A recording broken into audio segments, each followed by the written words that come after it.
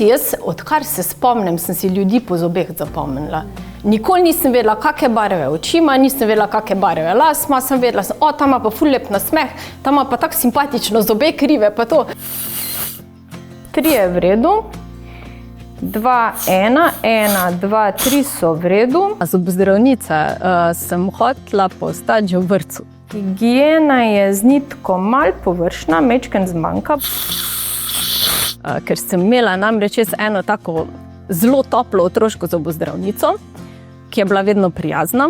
V ambulanti oziroma v celem zdravstvenem domu, ko si tam hodil proti zobni, je tako lepo dišal. Pa če si sodeloval, kar jaz ponavadi sem, si dobil nalepko. In to je mene takrat toliko fasciniralo, da sem jaz rekla, jaz bom zobozdravnica. In potem sem celo v vrtcu, ko so nam začeli spadati mlečni zobje, tem svojim prijateljčkom meni par zob spulila. In to je bilo to. In od takrat se v resnici nisem premislila. No. Sem Lučka Selič in sem zobozdravnica že skoraj 20 let. Vem, kako izgleda, vem, kakšne ima zobe, pa se ne spomnim, kako se piše. Jaz sem vedno vedela, je imel človek lepe zobe ali ni imel lepe zobe. Tako da...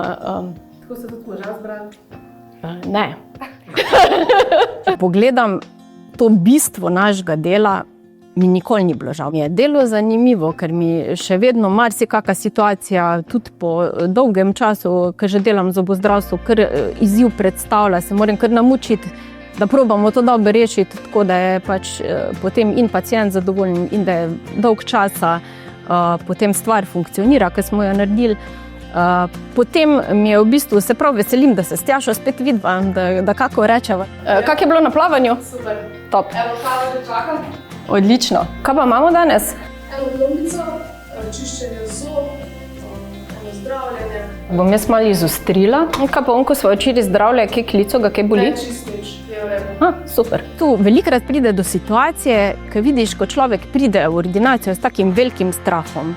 Včasih niti ne rabiš to subtilno opazovati, ampak že na vratih pove, mene je toliko strah zobozdravnika, da če mi ne date že tle injekcije, se sploh na stol ne bom usedel. Tele osmice vam pa tudi svetujem, da čim prej zberete korajžo, pa se zmenimo za puljenje, ne? Sej bo. Ko pridejo nekajkrat k tebi, ko se z njimi malo pohecaš od začetka, jih malo sprostiš in ko vidiš, kako se v resnici ta strah počasi izginja. In na koncu je tako, da smo že skoraj malo prijatelji in rečejo, zdaj mi pa res ni več, težko sem prideti, noč pred tem normalno spim. No, to mi je pa en tak poseben občutek, ker v resnici se ga ne da čisto pisati, ampak neka taka nagrada za to, da se res potrudiš biti človeški do ljudi. No. Poklicati ga moramo, da ne bo pozabil spet iti slikati. Ja. Zdaj dajva pa, da pol ne pozabim, še enkrat ponoviti, kako se prav zobna nitka uporablja. Demonstriram, zmeram, kako se prav uporablja ščetka, kako se uporablja solo ščetka prav, kako se prav nitka, če rabijo medzobne krtačke, če imajo mostičke in pokažem, kako se uporablja nitka za podmostičke. Jaz vam bom dala eno ogledalo, Tjaša, mi daš prosim špego pa nitko. Oba konca sta uvita v isto smer. Narahl peljemo do dna žlebička, ki ga dlesen ima, ponovadi je to tam nekje do 3 mm, če je dlesen zdrava. Zakaj rabi čistiti, ne? In potem fajn pritisnemo na zob in lepo enih parkrat podrsamo. Kar obiskovalci naše ordinacije tle zelo pogosto slišijo je, da če nič ne boli, še ne pomeni, da je vse v redu. In to, kar sva zdaj odlepla, to belo rumeno, so te obloge, zaradi katerih je dlje suneta ali pa nastajajo luknje v zobeh, če je dolg časa na istem mestu. Zobno nitko morate dvoje, prvič uporabljati redno vsak dan, drugič morate imeti pa tehniko pravo za to. Drugače ste kar priden, ampak tehnika mogoče še ne štima čist. Pogosto kdo reče, da bi šel ženske seveda, da bi šle rajče roditi, kot pa da bi še enkrat doživele to, kar so zdaj doživljale. Potem, da je to tako hudo, ne vem, ko bolijo ledvični kamni, da je bilo za znort, v glavnem pač take zelo ilustrativne primere uporabljajo.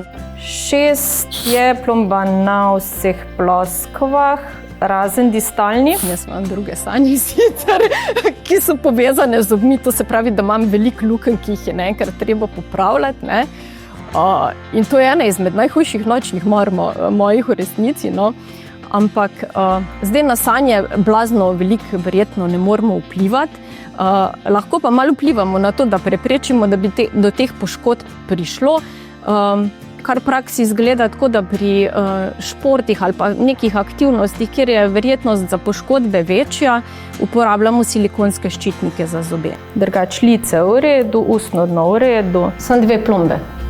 Super. Smo zdaj v razširjeni družini, kar 3 zobozdravniki, jaz, brat pa njegova žena, tako da se seveda na družinskih kosilih oziroma srečanjih nikoli ne zgodi, da ne bi padla kakšna zobozdravniška tema. Ena bolečina je bila, sem že dala termin danes. Aha, super, je kaj otečen?